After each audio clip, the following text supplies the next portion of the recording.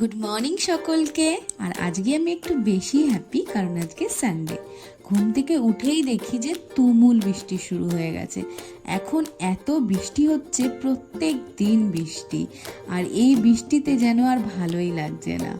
তো ঘুম থেকে উঠেই আমি সবার ফার্স্টে খেয়ে নিয়েছিলাম একটু উষ্ণ গরম জলে চিয়া সিড, তারপর কিছুক্ষণ পর করে নিয়েছিলাম ব্রেকফাস্ট। তারপরে দেখো বৃষ্টিটা কিন্তু এখন একদমই থেমে গেছে।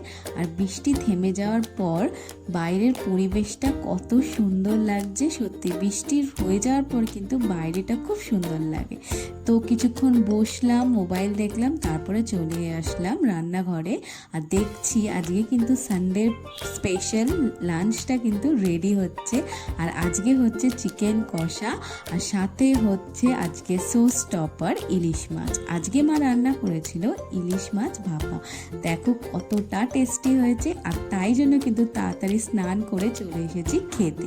আর রবিবার কিন্তু একটু তাড়াতাড়ি খিদে পেয়ে যায়। আর বসে পড়েছি খেতে। আর আজকের লাঞ্চটা যেন একদম জমে গেছে।